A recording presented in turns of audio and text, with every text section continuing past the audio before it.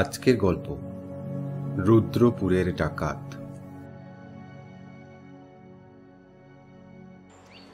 সেদিন সন্ধ্যা ঘনিয়ে এসেছিল যেন তাড়াতাড়ি। রুদ্রপুর জমিদার বাড়ি থেকে অনেকটা দূরে এক বিশাল বট গাছের ঝুড়ির আড়ালে জড়ো হয়েছিল বেশ কয়েকজন লোক।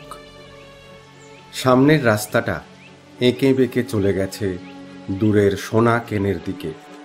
ঘরে ফিরছে ক্লান্ত পাখির ঝাঁক।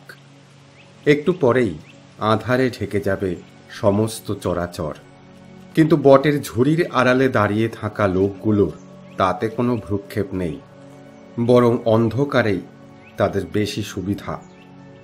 দলের একটু পিছনে থাকা বেশ বলিষ্ঠ চেহারার একটি লোক বলে উঠল, কিরে হেব, তোর জমিদারের নায়েবের পালকি কোথায়? মাঝপথে ঘুমিয়ে পড়েছে নাকি? যাকে বলা হলো সেই হেব তখন সবে হুকোটা ধরিয়েছে। আগুনটা তখনও ভালো ধরেনি। সে বলে উঠল, আরে সর্দার, সে পালকি যাবে কনে? সোনা কেনের বাজার ছেড়ে বেরিয়ে পালকি আসতে তো সময় লাগবে, সবুর করো। আঁধার তখন ভালোই ঘনিয়ে এসেছে। কাছে দূরের কিছুই আর ভালো করে বোঝা যায় না। জোনাকি জ্বলতে শুরু করেছে এখানে ওখানে। সোনা কেনের বাজার ছেড়ে বেরিয়ে একটা পালকি এগিয়ে চলেছিল খোলা মাঠের মাঝখানের রাস্তাটা ধরে। সামনে পিছনে দুজন করে চারজন পাইক সহ চারজন বেহারা বেশ জোরেই এগিয়ে চলেছিল। পালকির সামনের দিকে ঝুলছিল একটা ছোট লণ্ঠন। সেটাই দিগন্ত বিস্তৃত মাঠের অন্ধকারে সামান্য আলোর আভাস দিচ্ছিল, কিন্তু তাতে কাজ খুব একটা হচ্ছিল না। অবশ্য চেনা রাস্তায় আলো খুব একটা দরকার ছিল না। পালকি বাহকেরা অভ্যস্ত পায়েই এগিয়ে যাচ্ছিল, কিন্তু তাদের চোখে মুখে যেন একটা আশঙ্কার ছায়া দেখা যাচ্ছিল। একটু পরেই পালকি থেকে মুখ বার করে নায়েব ডাকলেন, পশুপতি, এই পশো। সামনে থেকে লাঠি হাতে এক ব্যক্তি পালকির দরজার কাছে দৌড়ে এলো। এই গে কর্তা, কি করছেন? কি করছেন? নায়েব খিচিয়ে উঠলেন। বলি, এত দেরি করে যাবার কি দরকার ছিল শুনি? সঙ্গে হাটের খাজনার টাকা রয়েছে। সোনা কেনের বাজারে গোমস্তার বাড়িতেই তো আজ রাত্রিটা কাটানো যেত। এখন রেতের বেলা ওই বাঘাডাঙ্গার ডাকাতের খপ্পরে পড়ে বেঘরে প্রাণটা যাক আর কি। পশুপতি এ কথায় একটু ক্ষুণ্ণ হলো। বলল, কেন হুজুর, আমরা কি মরে গেছি নাকি? নায়েব আবার বলে উঠলেন, তোরা তো চারজন, আর তারা তো সংখ্যায় কজন কে জানে। তারা যে কজন হোক হুজুর, পশুপতি ডরায় না। আপনি নিশ্চিন্ত থাকুন, কোনো ডর নেই। আপনি পালকিতে চেপে বসে থাকুন হুজুর, আমি সামলাচ্ছি। বলেই সে হাঁক পারল, এই তোরা সব সজাগ হয়ে চল, লাঠি সরকি তৈয়া রাখ। সামনেই বাঘাডাঙ্গার মাঠ আসছে, ওই বটতলায় সমুন্দিরা থাকতে পারে, হুঁশিয়ার। একটু পরেই সামনের আবছা আঁধার ঘেরা মাঠের মাঝে স্তূপীকৃত অন্ধকার পাহাড়ের মতো বটতলা দেখা দিল। বেহারাদের চলার গতি গেল আরো বেড়ে, যেন সে সব্বনেশে জায়গাটা পার হয়ে যেতে পারলেই তারা বাঁচে। কিন্তু আচমকা একটা হুঙ্কার ভেসে এলো, পালকি থেকে যায়। দূর থেকে সে আওয়াজের প্রতিধ্বনি ভেসে এলো। পালকির ভিতরে নায়েবের অন্তরাত্মা কেঁপে উঠল। উত্তর দিল পশুপতি। সে বলে উঠল, সে খবরে তোর দরকার কি? তফাৎ যা। উত্তরে একটা হাসি ভেসে এলো, ওরে ছুচ, তুই কি জানিস না এই এলাকাটা কার? এই বাঘা ডাকাতের ঘাঁটি। পালকি থামা। সাথে সাথে বট গাছের আড়াল থেকে বেরিয়ে এলো বাকি সবাই। তাদের সবার হাতে লাঠি, সরকি, লেজা, দু একজন মশাল হাতে। ব্যাপার দেখে পালকির বেহারারা কোনো রকমে পালকি নামিয়ে রেখে যে যেদিকে পারল চম্পট দিল। পশুপতির দল পড়ল মহা বিপদে। না পালিয়ে গেলে তাদের প্রাণ যাবার ঘোর সম্ভাবনা, আবার পালিয়ে গেলে তাদের মান ইজ্জত থাকে না। এমন অবস্থায় পালকির ভিতর থেকে নায়েবের গলা শোনা গেল, অত ভাগার দল, জানিস কার পালকি আটকেছিস? তোদের আস্পর্ধা তো কম নয়। এই জমিদারের পালকি, সরে যা সব। বলতে বলতে নায়েব পালকি থেকে বাইরে বেরিয়ে এলো। পশুপতি বলে উঠল, হুজুর আবার কেন বেরুচ্ছেন? ভেতরে থাকুন না। তুই থাম, খিঁচিয়ে উঠল নায়েব। তোর মুরদ আমার বোঝা হয়ে গেছে। বলেই আবার নায়েব চেঁচিয়ে বলল, এই তোরা পালকি ছেড়ে সরে যা, নয়তো। এবার বাঘা ডাকাতের গলা শোনা গেল, ওরে চামচিকে, তুই যে খুব আওয়াজ তুলছিস, এই সরকি দিয়ে তোর গলা এফোর ওফোর করতে আমার একটুও সময় লাগবে না। তোকে ছেড়ে দিতে পারি যদি ওই খাজনার ট্যাঁকা আমাদের দিয়ে দিস তবেই, নয়তো আজই তোর শেষ। কাল ভোরে সূর্যি আর দেখতে হবে না। জয় মা কালী। সবাই হাঁকার তুলল, জয় মা কালী, জয় মা সিদ্ধেশ্বরী। সাথে সাথে পশুপতির দলের সাথে তাদের লাঠালাঠি শুরু হয়ে গেল। কিন্তু সে লড়াই বেশিক্ষণ স্থায়ী হলো না। কিছুক্ষণের মধ্যেই পশুপতি বেজায় আহত হয়ে বসে পড়ল, আর বাকিরা মার খেয়ে পিট্টান দিল। বাঘা বলে উঠল, হেবো ভজা, পালকির ভেতর থেকে মালগুলো নিয়ে নে। এই নায়েব বেটাকে ভালো করে হাত মুখ বেঁধে পালকির ভিতরে ফেলে রাখ, তারপর চল এখান থেকে সরে পড়। ভজা বলল, ওস্তাদ, এই চামচিকেটারে শেষ করে দিলে হতো না? সব তো দেখে ফেললো। না না, ওরে বাঘা শিয়ালে খেলে খাবে, রাখ ফেলে। মাল পেয়েছিস? পেয়েছি ওস্তাদ, মেলা টাকা। তাহলে চল, আর দেরি করিস না। অন্ধকার বটবৃক্ষের নিচে পরিত্যক্ত পালকিতে বাঁধা অবস্থায় নায়েব আর আহত লেঠেল সর্দার পশুপতি পড়ে রইল।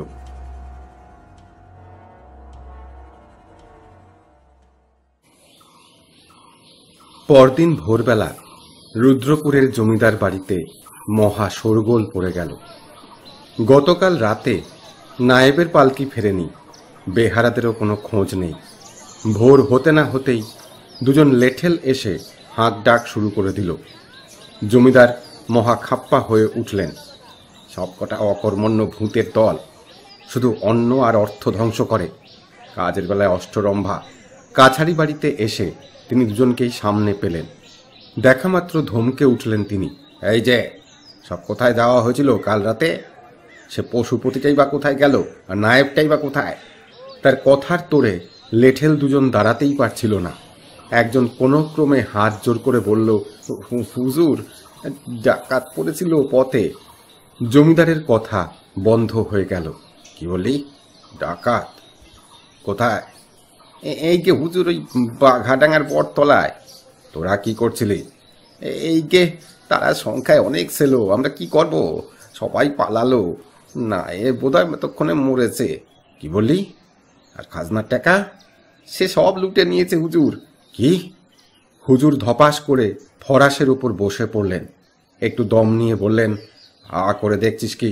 গাড়ি জুততে বল, এখনই বাঘাডাঙ্গার বটতলায় যাব। অত ভাগারা, আজ আমার জব আর্নি কিছুই হলো না তোদের জন্য। একটু পরে জমিদারের ঘোড়ার গাড়ি আর তার সাথে আরও পাইক বরকন্দাজ সমেত সেই কুখ্যাত বটতলায় এসে পৌঁছল। নায়েব আর পশুপতি তখনও বাধা অবস্থায় পড়ে আছে সেখানে। ডাকাতদের কোনো চিহ্নই নেই। বাঘাডাঙ্গার বটতলার থেকে অনেকটা দূরে এক খালের ধারে বেশ ঘন গাছপালায় ঘেরা একটা জায়গায় ঘাঁটি গেড়েছে বাঘা ডাকাতের দল। স্থানটির কিছুটা দূরেই শ্মশান। শুনশান এই জায়গায় বড় একটা কেউ আসে না। জায়গাটার নাম আমুলিয়া। সামনে সরু খালটা এঁকে বেঁকে চলে গেছে দূরের গ্রামের দিকে।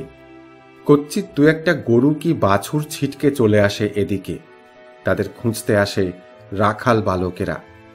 বাঘার দলের লোকেরা দুপুরে বনের মধ্যে বসে বিশ্রাম করছিল। ঝোপের আড়ালে খালের মধ্যে একটা নৌকা বাঁধা।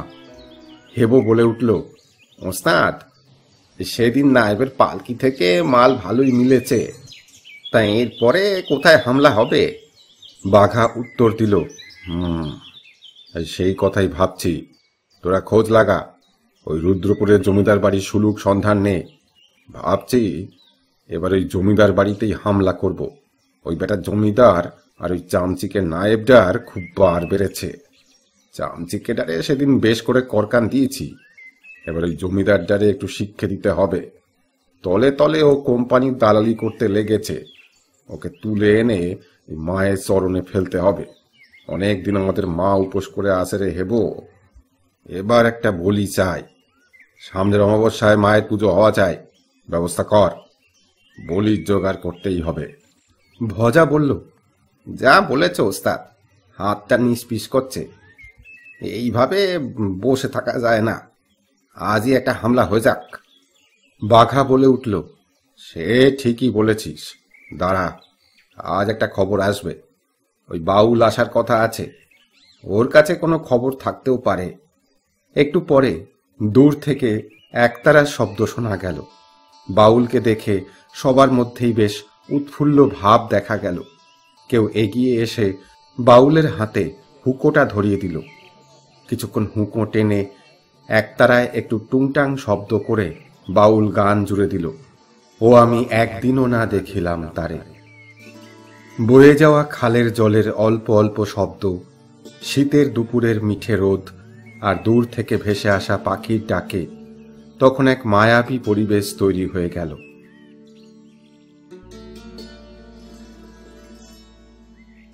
গান শেষ হলে সবাই দুপুরের খাওয়া দাওয়ায় ব্যস্ত হয়ে পড়ল। বাউল উঠে এসে বসল বাঘার পাশে। বাঘা বলল, এসো বাউল, খবর এনেছো কিছু? বাউল একটু গম্ভীর হয়ে বলল, খবর তো পেয়েছি, একটা নয় দুটো। কি কি খবর বলো? ওই জমিদারের নায়েব খুব শিগগিরই ম্যাজিস্টর সাহেবের বাড়ি যাচ্ছে এই ডাকাতির খবর দিতে, পুলিশও আসতে পারে। বাঘা গম্ভীর হয়ে বলল, আর অন্য খবর? এই জঙ্গলপুর মহল্লার খাজনার টাকা খুব শিগগিরই কাছারিতে আসছে। এই খবরে বাঘাকে বেশ উৎফুল্ল দেখালো। সে নড়ে চড়ে বসে বলল, কবে আসছে? বাউল দুদিকে মাথা নেড়ে বলল, সে খবর আমি পাইনি, ও তুমি জোগাড় করো। বাঘা বলল, বেশ, সে আমি জোগাড় করে নেব। তুমি এখন আর কদিনের দিকে এসো না, দরকারে আমি তোমাকে ডেকে নেব। এখন যাও। হ্যাঁ, ওই খাওয়া দাওয়া সেরে যেও। বাউল উঠতে উঠতে বলল, সে ঠিক আছে, কিন্তু যা করবে বুঝে শুনে করো, আর সাবধান থেকো। পুলিশের হাংনামা হতে পারে, ওই ইংরেজ পুলিশের সাথে ঝামেলায় জড়ানো ভালো হবে না।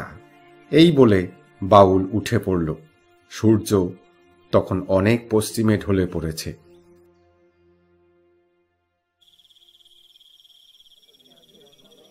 সোনাকেনের বাজার থেকে কিছুটা দূরে এক বহু পুরনো অশ্বত্থ গাছের নিচে হারান ঘোষের মুদি দোকান। হাটের দিনে দোকানে ভালোই বেচাকেনা হয়। দোকানের এক পাশে বাঁশের বাতা দিয়ে ছোট মাচা মতো করা আছে। হাট ফেরত মানুষেরা সেখানে বসে পান তামুক খেয়ে জিরিয়ে নিয়ে নিজের নিজের বাড়ির পথ ধরে। সেদিন সন্ধেবেলা লোকজনের ভালোই ভিড় জমেছে। হুঁকোর ধোয়ায় আর মশগুলে জায়গাটা বেশ জমজমাট। এক যুবক একজন বৃদ্ধ মুসলমানকে জিজ্ঞাসা করল, করিম চাচা, খবর শুনেছ? কি জিনিসপত্রের দাম নাকি আরো বাড়বে গো চাচা? আরে সে তো বছর বছর বেড়েই চলেছে, ও আর নতুন কথা কি হলো? আমাদের ছেলে মানুষকালে কি দিনকাল ছিল, সবার ঘরে ধান চাল শাক সবজি মাছ দুধ, আহা কি দিনকাল গেছে গো। আর এখন হাট তো করে এলে, দাম কোথায় যাচ্ছে দেখতেই তো পাচ্ছ। গরিব মানুষেরা আর বাঁচবে না গো। যুবক মাথা নেড়ে সায় দিয়ে বলল, যা বলেছ চাচা, যবে থেকে ওই চিরস্থায়ী বন্দোবস্ত চালু হয়েছে তবে থেকে শান্তি গেছে। জমিদারের খাজনা দিয়ে তো আর কিছুই থাকে না, ঘর সংসার চলবি কি করে তা আল্লাহ জানে। আর একখান কথা হাটে শুনলাম গো চাচা। এই কি কথা? এ দিগরে নাকি নীলির চাষ শুরু হবে, তুমি কিছু শুনছো? আর তোরে কলে কেডা? বলল করিম বক্স। অনেকেই তো বলতিছে নীলকুঠির গোমস্তারে নাকি জমিদারের কাছারিতে দেখা গেছে। করিম চাচার মুখ গম্ভীর হয়ে গেল। হুঁকোটায় একটা লম্বা টান দিয়ে ধোঁয়া ছেড়ে সেটা জমির আলীর হাতে ধরিয়ে দিয়ে বলল, শোন জমির, এইসব আলোচনা যেখানে সেখানে না করাই ভালো। আগে নীল চাষ শুরু হোক, তারপর দেখা যাবে। জমির আলী এতে চুপ হলো না, বলল, কেন কব না? ডর কিসির? মাথার উপর খোদা তালা আর হাতে লাঠি থাকতেই জমির আলী কাউকে ডরায় না। তোমারে বলে রাখলাম চাচা, তেমন হলে আমি ওই বাঘার দলে গিয়ে ভিড়বো, তবু নীলির চাষ করবো না। চাচা জমিরকে টেনে দূরে সরিয়ে নিয়ে গেল, বলল, আহ কি যে করিস না, সবখানে ওই নায়েব বজ্জাতের চর আছে, এসব যেখানে সেখানে বলতি নাই রে। এখন বাড়ি যা, তো ছেলেটার গা গরম হয়েছিল বলছিলি না, দেখে কেমন আছে, যা যা বাড়ির পানে যা, আন্ধার হয়ে এলো। দুজনেই সেখান থেকে উঠে পড়ল। দীর্ঘ আল পথ ধরে হনহন করে হেঁটে যাচ্ছিল জমির আলী। পুরনো মসজিদটার আগে একটা বাঁশঝাড় জায়গাটাকে অন্ধকার করে রেখেছে। সেখানে যেতেই হঠাৎ করে কালো ছায়ার মতন দুজন লোক লাঠি হাতে তার পথ আগলে দাঁড়ালো। কিরে ফকির আলীর পো, হ্যাঁ, হাতের লাঠির ওপর তোর খুব বর্ষা না, হবে নাকি এক হাত? জমির খেপে গেল, বলল, এ তোরা পচার, এখন মশ করার সময় নয়। মস্করা করতে আমরা আসিনি, আমরা নায়েবের পাইক। বাঘার দলে যোগ দিবি বলেছিলি না, আগে বাকি খাজনা না মেটালে তোর ঘরে আগুন দেব, তারপর তোর। তার কথা শেষ হলো না। ক্ষিপ্ত জমির আলী ঝাঁপিয়ে পড়ল তার উপর।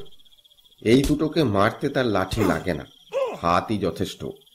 একটু পরে দেখা গেল সে লোক দুটো খোঁড়াতে খোঁড়াতে ছুটে পালাচ্ছে আর দূর থেকে শাসাচ্ছে, দেখে নেব, এর শোধ তুলবো আমরা।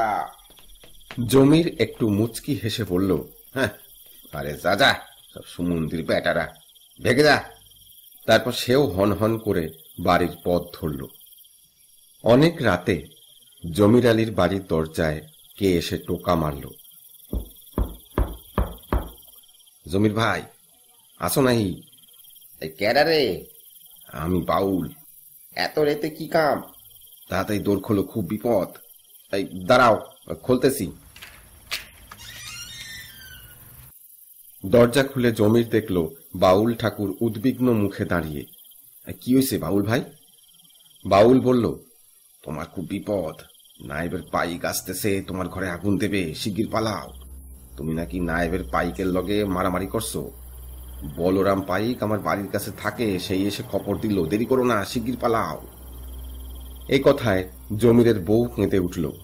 বাউল একটু ফিসফিস করে বলল, শোনো জমির, এখন বেশি ভাবার সময় নাই, তুমি যা চেয়েছিলে তাই করতে হবে। ওই বউ বাচ্চারে এখন কটা দিন আমার আশ্রমে রেখে আসো।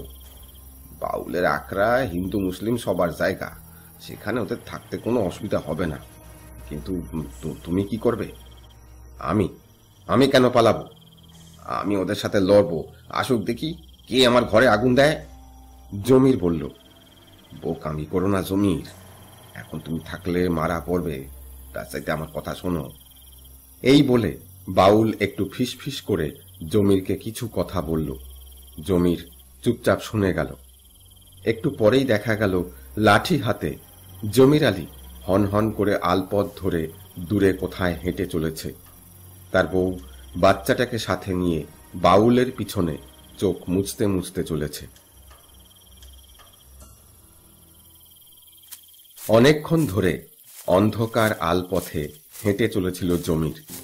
পিছনে পড়ে রয়েছে তার ফেলে আসা গ্রাম, তার ঘর বাড়ি, সামনে অনিশ্চিত ভবিষ্যৎ। তার ফেলে আসা পথের দিক থেকে হঠাৎ একটা আওয়াজ শোনা গেল। লাল আগুনের আভা আকাশে উঠতেও দেখা গেল। জমির বুঝল তার ঘরে আগুন দিয়েছে নায়েবের লেঠেলরা। আগের জমিদার চৌধুরীবাবু থাকতে এমন ঘটনা কখনো ঘটেনি। সুবিধা অসুবিধায় বাবুর কাছে গিয়ে দাঁড়ালেই হয়ে যেত। কর্তাবাবু কাউকে ফেরাতেন না, কিন্তু কি এক চিরস্থায়ী নাকি বন্দোবস্ত আসার পর জমিদার পাল্টে গেল। নতুন জমিদার বেশিরভাগ সময়ই থাকে কলকাতায়। কালে ভদ্রে আসে যখন খাজনা আদায় হয় তখন। এই নায়েবই সবকিছু। সে যা ইচ্ছে তাই করছে। এখন নীলকরের সাথে হাত মিলিয়ে এই অঞ্চলে নীল চাষের চেষ্টা শুরু করেছে। একবার নীল চাষ শুরু হলে আর কোনো ভালো জমি চাষির হাতে থাকবে না, সব নীলের চাষে গ্রাস করবে। চলতে চলতে কঠিন হয়ে ওঠে জমির আলীর মুখ। একবার সুযোগ আসুক, তারপরই নায়েবরে দেখাচ্ছি। আমুলিয়ার খালপাড়ের শ্মশানের কাছে যখন জমির এসে পৌঁছল তখন বেশ রাত হয়ে গেছে। দূর থেকে শিয়ালের ডাক ভেসে আসছে। খালের পাড় ধরে হাঁটছিল জমির। খালের জলে অল্প স্রোত আছে, অন্য পাশে বিশাল জঙ্গল। কিছুটা এগোতেই মস্ত বড় করুই গাছটা চোখে পড়ল। এই গাছটার কথাই তো বলেছিল বাউল, কিন্তু যাদের দেখা পাওয়া যাবে বলে ভেবেছিল সে, তারা কোথায়? তবে কি সে ভুল জায়গায় চলে এলো? হঠাৎ বনের আড়াল থেকে একটা গলা ভেসে এলো, কে যায়? আওয়াজটা এমন আচমকা ভেসে এলো যে জমির চমকে উঠল। হঠাৎ জঙ্গলের অন্ধকার থেকে দুটো লোক বেরিয়ে এলো। তাদের একজনের হাতে একটা বল্লম, আর একজনের হাতে লাঠি। একজন জিজ্ঞেস করলো, কে তুমি? কোথা যাও? জমির একটু ঘাবড়ে গিয়েছিল। কোনো মতে বলল, আমার নাম জমির আলী। আমারে ওই বাউল পাঠিয়েছে। কোন বাউল? একে রুদ্রপুরের রতন বাউল। কেন পাঠিয়েছে? আমি বাঘা সর্দারের সাথে দেখা করতে চাই। কেন? তার সাথে কি দরকার? এবার জমির একটু সাহস ফিরে পেল। সে ঠিক জায়গাতেই এসেছে। সে বলল, সে আমি তাকেই বলবো। লোক দুজনের মুখের দিকে তাকিয়ে বলল, ঠিক আছে, চলো। হাতের লাঠিটা আমারে দাও, আর কোনো চালাকি করবে না, চুপচাপ চলো। জঙ্গলের ভিতরে একটা সরু সুঁড়ি পথ দিয়ে চুপচাপ হেঁটে যেতে লাগলো তিনজন। এঁকে বেঁকে সে রাস্তাটা ক্রমেই আরো গভীর জঙ্গলের ভিতরে ঢুকে যেতে লাগলো।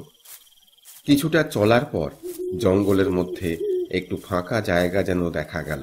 সেখানে টিমটিমে একটা আলো জ্বলছে।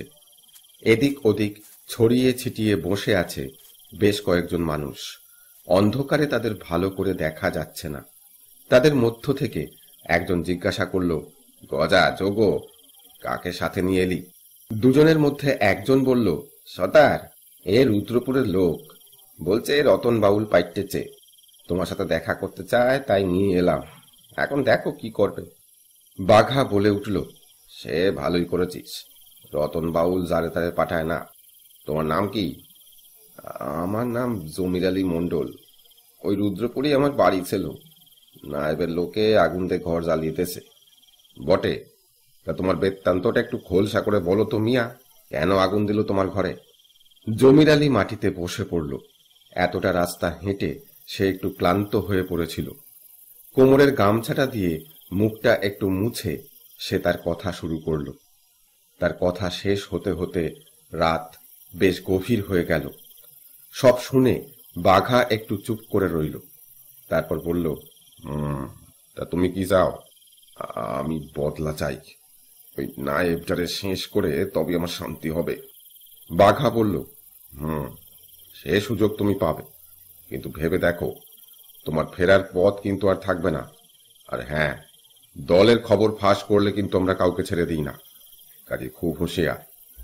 আর একটা কথা, আমাদের কোনো জাত ধর্ম নেই, আমরা সবাই ডাকাত।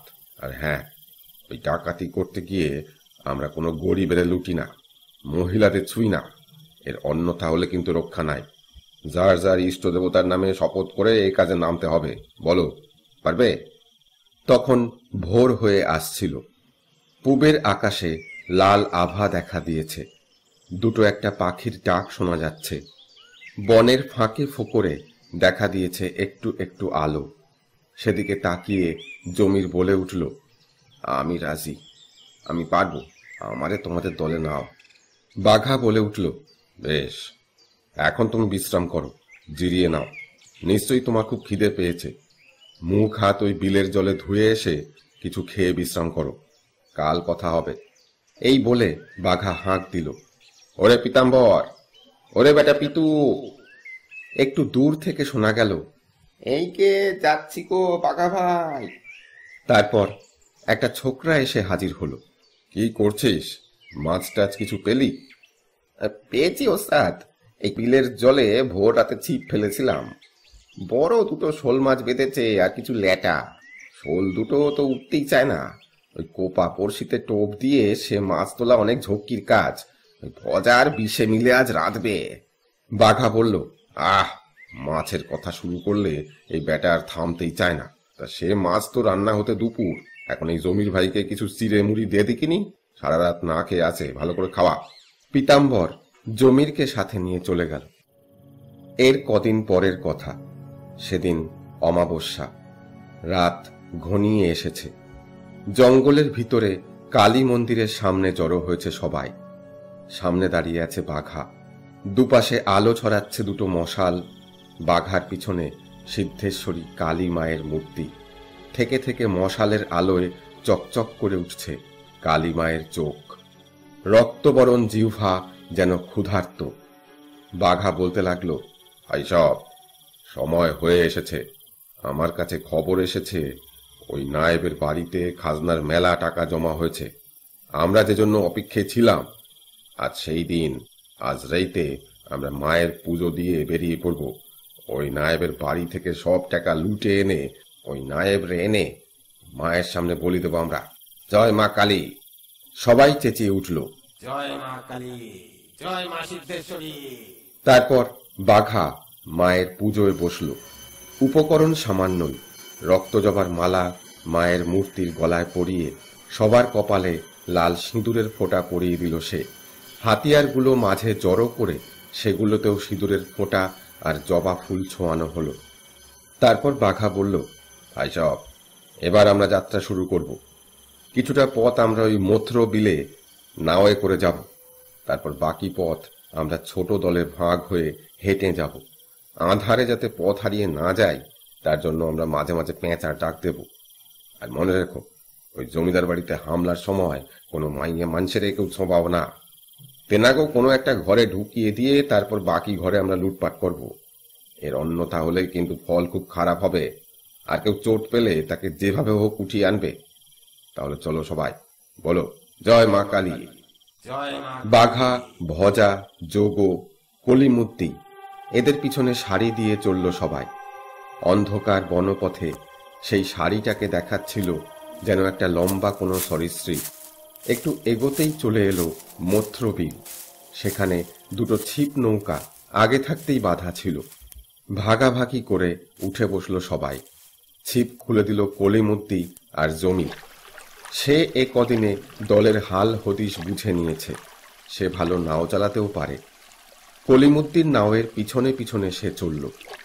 মথ্রবিলের দুপাশে তখন ব্যাঙ ডাকছে। মাথার উপরে আবছা সাদা আকাশে মাঝে মাঝে বিদ্যুতের ঝলকানি দেখা দিচ্ছে। বিলের মাঝে মাঝে অগভীর জায়গায় হোগলার ঝোপ ভিড় করে আছে। তার ফাঁক ফোকর দিয়ে নাও দুটো উত্তর মুখে চলছে। বেশ কিছুটা চলার পর বিল শেষ হয়ে এলো। এরপর অন্ধকার হাঁটা পথে কয়েকটি দলে ভাগ হয়ে চলতে শুরু করলো সবাই। থেকে থেকে পেঁচার ডাক দিয়ে একদল আরেক দলকে তাদের অবস্থান জানাচ্ছিল। ক্রমে রুদ্রপুরের পুরনো শিব মন্দির দেখা দিল। সেটা পার হলেই জমিদার বাড়ি। তার আগে একটা বড়সড় বাঁশ বন। সেখানে পৌঁছে একটু বিশ্রাম নিল সবাই। কয়েকজন বাঁশ কেটে কিছু লাঠি তৈরি করে নিল আর বানিয়ে নিল দুটো রনপা। বাঘা সবাইকে বলে উঠল, ভাই সব এবার আসছে সামনেই আমাদের সেই জমিদার বাড়ি। এখান থেকে আমরা দুটো দলে ভাগ হয়ে যাব। একদল সামনে থেকে আর একদল পিছন থেকে হামলা করব। শুধু সামনে একজন আর পিছনে একজন পাহারায় থাকবে। যদি কাউকে আসতে দেখো তাহলে পেঁচা বা ছুচোর ডাক ডাকবে। দুজন রন পায়ে চড়ে পাঁচিল টপকাবে।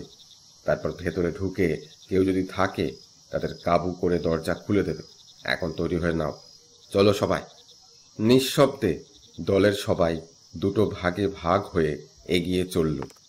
একটু পরেই সামনে চলে এলো রুদ্রপুরের জমিদার বাড়ি। অবশ্য জমিদার তখন বাড়িতে ছিল না, শুধুমাত্র নায়েব আর তার পরিবার রয়েছে। বাঘার দল যখন জমিদার বাড়ির সামনে পৌঁছল তখন বেশ রাত। মেঘের ফাঁক থেকে অল্প অল্প চাঁদের আলো দেখা যাচ্ছে আর মাঝে মাঝে বিদ্যুৎ চমকাচ্ছে। অন্ধকারে সারা জমিদার বাড়িটা একটা ভুতুরে বাড়ির মতো দেখাচ্ছে। প্রথম দলটা বাঘার নেতৃত্বে সামনে গিয়ে দাঁড়ালো। রন পায়ে চড়ে পাঁচিলে উঠে গেল যোগ। তারপর ওপাশে নেমে প্রায় ঘুমন্ত দুই দারোয়ানকে আচমকা ঘায়েল করে তাদের বেঁধে রেখে খুলে দিল দরজা।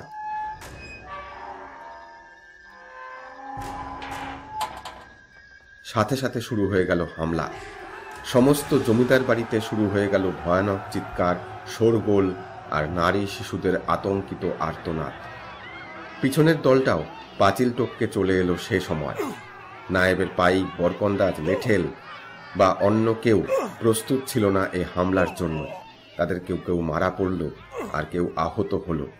কিছুক্ষণের মধ্যেই সবাই রণে ভঙ্গ দিল। গোলমাল একটু কমে এলে বাঘা চেঁচিয়ে বলল, যোগো, ভজা, এই তো সর্দার, মা জননীদের আর বাচ্চাদের একটা ঘরে ঢুকে যেতে বল। আর সেই শয়তান নায়েবটা কোথায়? এই কে ওই মা জননীকেও একটা ঘরে ঢুকাই যাচ্ছি ওস্তাদ, আর এই হুমন্দির পোয়ে ঘরে ঢুকা খিল দিছে। আচ্ছা, চল সে ঘরে। বাঘা আর কয়েকজন দোতলায় উঠে একটা বড় ঘরের সামনে এসে দাঁড়ালো। আং দরজা। বাঘার হুকুমে সবাই ধাক্কা দিতে শুরু করলো। একটু পরেই দরজা ভেঙে গেল। দেখা গেল ভিতরে সিন্দুকের আড়ালে দাঁড়িয়ে বাঁশ পাতার মতন কাঁপছে নায়েব। ওই যে হালায় লুকাইয়া রইছে। বাঘা বলে উঠল, তাহলে জমিদারের চামচা, আবার দেখা হলো। এবার ভালোই ভালো সিন্দুকের চাবি আমাদের দাও তো বাপধন, নয়তো এই বল্লম দিয়ে তোমার গলা এফোর ওফোর করে দেব। একটা কম্পিত আওয়াজ বেরোলো নায়েবের গলা থেকে, আমাকে মেরো না, এই নাও চাবি। গজা, বাঁধ বেটাকে, আর সিন্দুক খোল। মুহূর্তে সিন্দুক খোলা হলো। আরে বাপ রে, খবর তো ঠিকই ছিল ওস্তাদ, দেখছো কত টাকা, বলে উঠল গজা। সব বস্তায় ভর, আর এইটাকে নিয়ে চল, মায়ের সামনে বলি দেব। না, আমার ছেড়ে দাও। ছেড়ে দেব? নীলির চাষ করবা না আমাগো জমিতে? আমাগো ঘরে আগুন দেবা না? আজ তোমারে বাগে পাইছি, চলো। জমির ভজা আর যোগো নায়েবকে টেনে নিয়ে চলল। তখন পূব দিকে অল্প অল্প আলো ফুটে উঠেছে। হাতমুখ বাঁধা নায়েবকে নিয়ে তারা যখন নৌকায় উঠল, তখন দু একটা পাখির ডাকও শোনা যাচ্ছিল। নৌকো দুটো ফিরে চলল বিলের পরিচিত পথে। নিজেদের ডেরায় যখন তারা ফিরে এলো, তখন বেশ বেলা হয়ে গেছে। বাঘা বলল, এখন বিশ্রাম, খাওয়া দাওয়া করে মালকড়ি ভাগাভাগি করে নেবো আমরা। যা মালকড়ি পাওয়া গেছে তাতে অনেক দিন চলে যাবে, তবে এখনই সব খরচ খরচা করিস না, ধরা পড়ে যাবি। ভজা বলল, উস্তাদ, ওই নায়েবদারে কি করা হবে? ওকে আজ রাতে মায়ের কাছে বলি দেব। সবাই মাল ভাগাভাগি করে যে যার মতো লুকিয়ে রেখে আবার রাতের বেলা ফিরে আসবি এখানে। তারপর মায়ের পুজো, আর সবশেষে বলি। যা, এখন রান্নার ব্যবস্থা কর। আজও কি শোল মাছের ঝোল খাওয়াবি নাকি? না সর্দার, আজ পাঠা হচ্ছে, বলল যোগু। পাঠা? বিস্মিত হলো বাঘা। পাঠা কোথা থেকে এলো? ওই নায়েব বাড়ি থেকেই এসেছে, গোয়ালে পেয়ে গেলাম, ধরে এনেছি এক জোড়া। বলিস কি রে? বেশ করিছ, এবার তাড়াতাড়ি রেঁধে ফেলো, খিদে যা পেয়েছে না। ওদিকে নায়েবের বাড়িতে ডাকাতির খবর নীলকুঠির বড় সাহেবের কাছে নিয়ে ছুটল জমিদার বাড়ির পেয়াদা সাহেব। নিকটবর্তী থানা থেকে দারোগা আর কয়েকজন সেপাই নিয়ে দুটো গাদা বন্দুক সহ বোটে করে মথ্রবিলে তল্লাশি শুরু করলেন। সন্ধ্যের মুখে তাদের বোট বাঘার ডেরার কাছাকাছি চলে এলো। সে সময় বাঘা মায়ের পূজার আয়োজন সবে শুরু করেছে। বেজে উঠেছে ঢাক, কাঁসি, মশাল জ্বলছে কয়েকটা। অনেক দূর থেকে সেই আলো চোখে পড়ল দারোগার। তিনি সাহেবকে বললেন, হুজুর, লুক লুক স্যার, আলো। Yes, I can see that. It must be the hiding place of the dacoits. Boat ধীরে চালাও, বন্দুকগুলা রেডি করো, কাছাকাছি গিয়ে ওই আলো লক্ষ্য করিয়া ফায়ার করিতে থাকিবে। চলো, সাহেব বলে উঠলেন। ওদিকে বাঘার পুজো তখন শেষ, এবার বলির পালা। বাঘা বলল, নিয়ে আয় নায়েবটাকে। সকলে টেনে হিঁচড়ে নিয়ে এলো নায়েবকে। সে তখন ঠক ঠক করে কাঁপছে, কাকুতি মিনতি করছে, কোনো রকমে গলা দিয়ে আওয়াজ বেরোচ্ছে না। দোহাই তোমাদের, আমার আমাদের ছেড়ে দাও, আমি আর নায়েবগিরি করব না, বাঁচাও। চেঁচিয়ে উঠল জমির। আমার ঘরে আগুন দেওয়ার সময় মনে ছিল না? আরো কত লোকের সর্বনাশ যে তুমি করেছো তার কোনো হিসাব নেই। মরতে তোমাকে আজকে হবেই। ঠিক তখনই একটা গুলির শব্দ শোনা গেল। শীষের মতো একটা আওয়াজ করে সেটা এসে লাগলো নায়েবেরই বুকে। সঙ্গে সঙ্গে সে চিৎকার করে পড়ে গেল। রক্তে ভেসে যাচ্ছিল তার বুক। আরো কয়েকটা গুলির শব্দ হলো। সাথে সাথে মশালগুলো নিভিয়ে দিল গজা আর যোগু। একজন ছুটে এসে বলল, পুলিশের নাও আসছে, সাথে নীল সাহেব। বাঘা বলল, এক্ষুনি আমাদের এই জেরা ছাড়তে হবে। আমরা জঙ্গলের পথে পথে কেউ চলে যাব বাসুদেবপুরের জঙ্গলের ঘাঁটিতে, আর বাকিরা চলে যাব আমাদের পছন্দ মতো কোনো লুকোনো জায়গায়। সব ঠান্ডা হলে আমি সবাইকে খবর দেব। ততদিন সবাই গা ঢাকা দাও। জমির, তুমি কদিন বাউলের আখড়ায় চলে যাও। তোমরা এখনো কেউ আমাদের লোক বলে জানে না। তুমি ভেন গায়ে গিয়ে ঘর বানিয়ে থাকো, পরে খবর পাবে। এখন যাও সবাই, জয় মা কালী। নিমেষের মধ্যে বন খালি করে চলে গেল সবাই। দারোগা যখন সেখানে এসে পৌঁছল তখন খাঁ খাঁ করছে বন। দু একটা নিভন্ত মশাল থেকে অল্প অল্প আলো আর ধোঁয়া বের হচ্ছে। উঁচু বেদিতে সিদ্ধেশ্বরী কালী মায়ের মূর্তির পায়ের নিচে পড়ে আছে নায়েবের গুলিবিদ্ধ দেহ। একপাশে হাঁ করা হাঁড়ি কাঠটা যেন সাক্ষ্য দিচ্ছে ডাকাতদের। ঝিঝির ডাক ছাড়া আর কোথাও কোনো শব্দ নেই।